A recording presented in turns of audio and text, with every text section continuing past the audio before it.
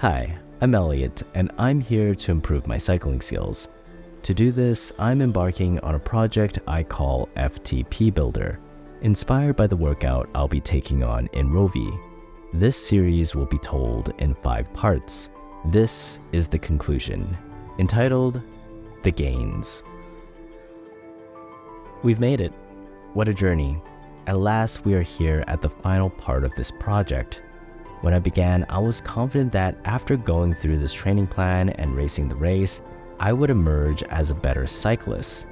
I knew that if I put in the work, I'd see positive results in the end. But as we know with sports, there are no guarantees.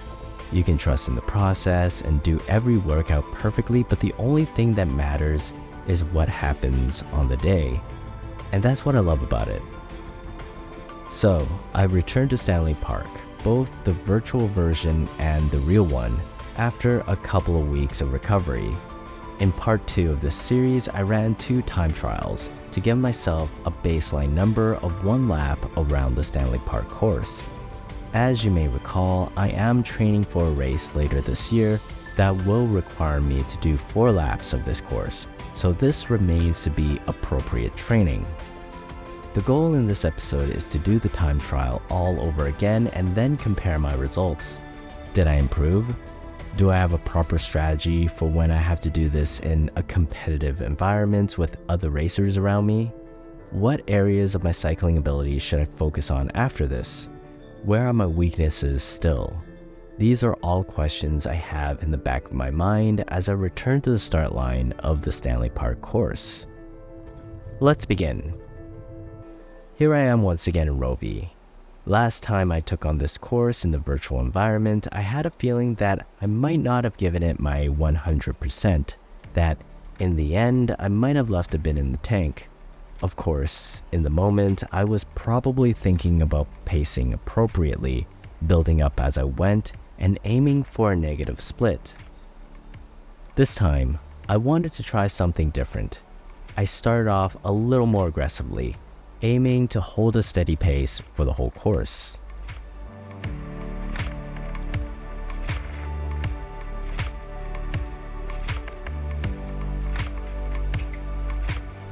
I immediately got my watts into the 200s, aiming for around 220, which is just around my FTP.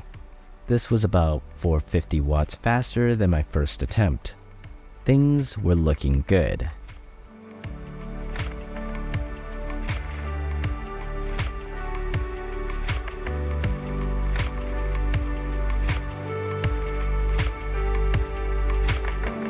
About 3 minutes into the time trial, I was just under 200 meters ahead. Not far enough to feel comfortable. My ghost could still catch up, even though I was pushing much more power. But as more time passed and I maintained the pace, I was able to keep building the gap, which was exactly what I intended to do.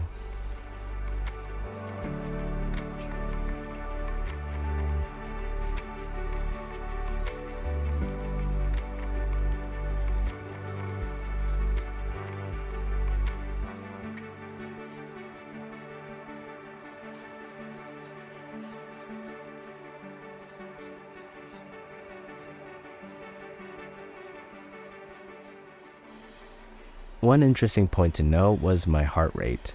During my first attempt, my heart rate was about 15 beats per minute faster than in my second attempt, even though I was pushing harder the second time. This was good news, though it could also mean my heart rate monitor wasn't working properly. Who knows?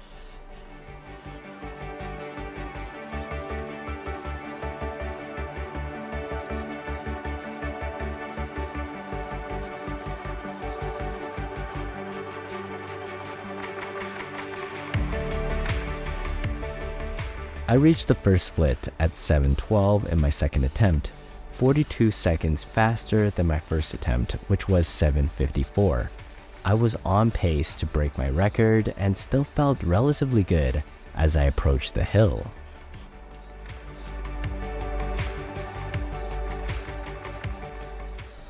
There was no sign of me slowing down at this point. I was full steam ahead. At the climb, my heart rate rose, but Compared to my first attempt, it was still at a moderate Zone 2 level. Yeah, something must not have been right, so we'll take that metric with a grain of salt.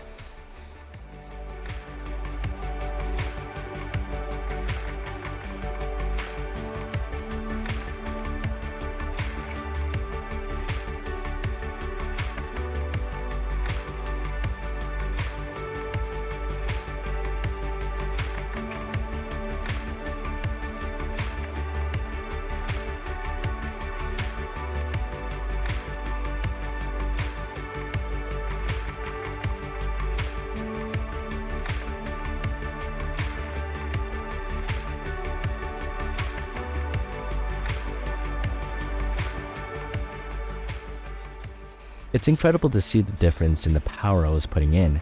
I remember that during the climb in my first attempt, I decided to turn it on, pacing myself for most of the race but pushing it now. I did the same in my second attempt. Finally, my heart rate shot up to 177, reaching Zone 6 by the end of the climb. It seems to at last calibrate appropriately. I was, indeed, giving it my all as I approached the descent, where I continued to put down the watts. I wanted to ensure there was no denying that I had improved.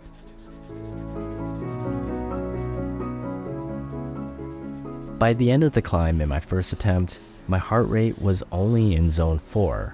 There was no doubt I had some left in the tank, and I had picked this point to really increase my effort, but it was too late. There is something to be said about being able to go steady and hard the whole way through.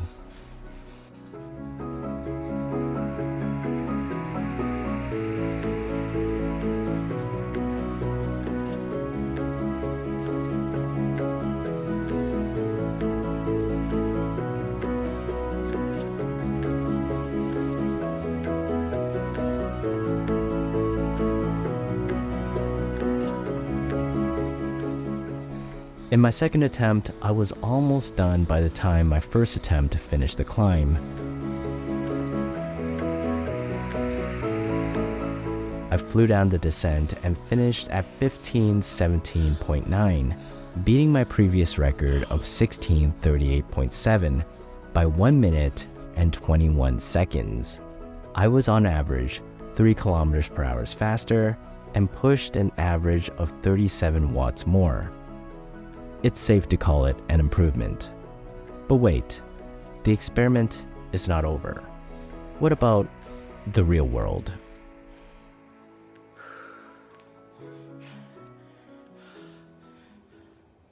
So much had happened in the last 2 months between the 2 attempts.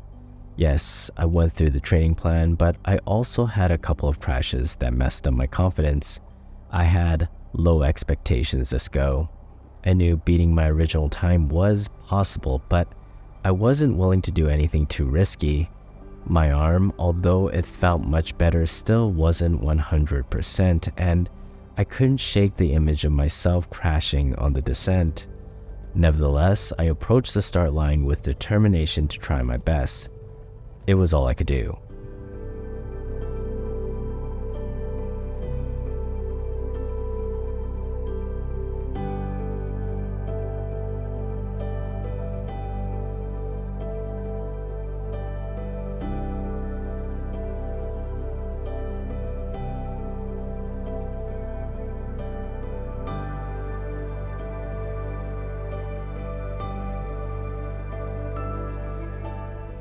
Like my indoor ride, on my second attempt outside, I went out a lot harder at the start. If my training worked as it has shown, I shouldn't hold back as much. I needed to go for it. This was especially true if I anticipated being a bit nervous on the descent later on. I wanted to give myself as much running room as possible. My first checkpoint was to turn into Stanley Park, where I had to slow down a bit to anticipate traffic. I counted that I was about 8 seconds faster than my previous time. If I continue at this pace, I could build upon it. So, I kept rolling.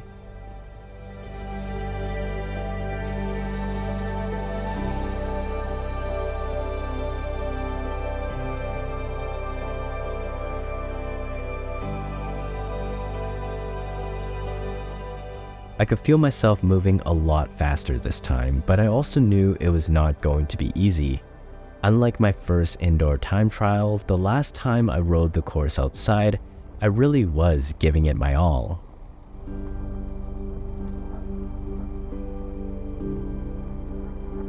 Luckily, there were a few riders that day on my second attempt who were really flying, especially this guy. I used him as a bit of a carrot to chase, and he actually helped pace me. That guy was going fast, and if I could at least keep him in sight, I knew I could beat my previous record. But he was moving. It goes to show that as much as I have improved, there are still so many people who are better.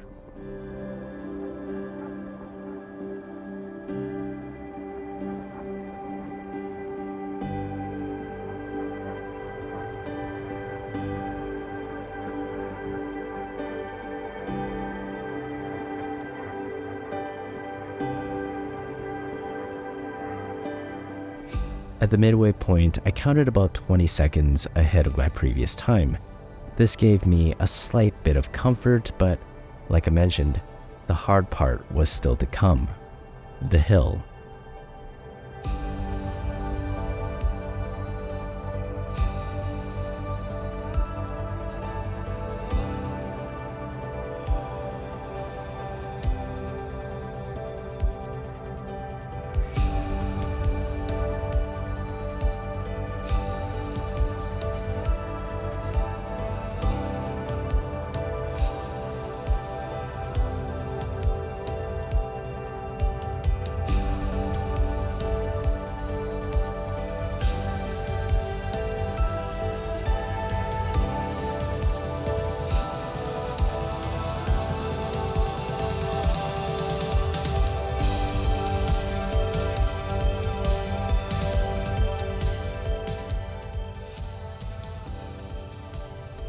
Thanks to all my training, the hill didn't seem that hard this time. Yes, it was still hard and you can hear it in my breathing, but I managed to catch the guy who had zoomed ahead of me, and that made it feel easier. I knew I was on pace. I just couldn't blow up now. Looking at this footage, it's interesting seeing how green the park got in the past few months. That's something that certainly isn't replicated in the virtual version.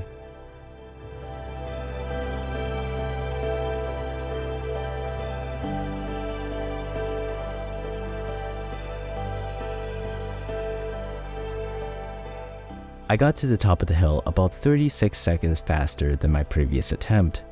That hill climb allowed me to extend my lead by an additional 10 to 15 seconds.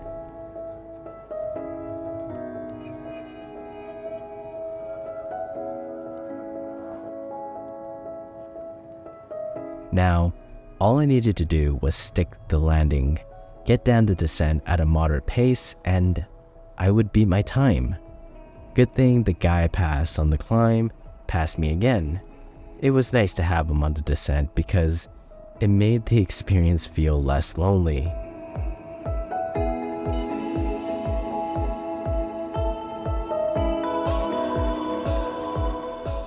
Then another rider joined us. We are a group now, which really erased all my worries, and I could just follow their lead.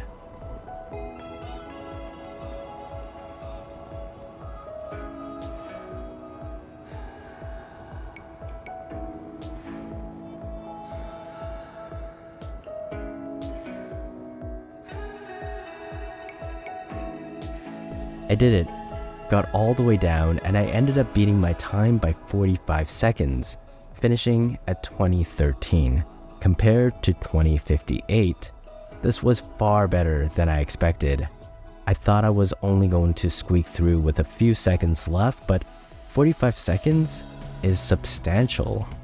So in a matter of a couple months, I improved my indoor time by nearly a minute and a half, and my outdoor time by almost a minute. After my crashes, a part of me thought I might give up completely and find a new hobby where I could stay inside bubble wrapped. I am thrilled that I stuck with it and saw an improvement, but I know this is only the beginning. There is so much more to learn and improve on. What fun projects I have ahead. Thank you for joining me on this journey. I hope you enjoy the ride with all its ups and downs. I assure you, there is more to come in my triathlon adventures, so if you don't want to miss it, please subscribe. If you're curious about all the other stuff I do, be it endurance sports or endurance creativity, check out the rest of my channel. I'm sure you'll find something you like. I'll see you there.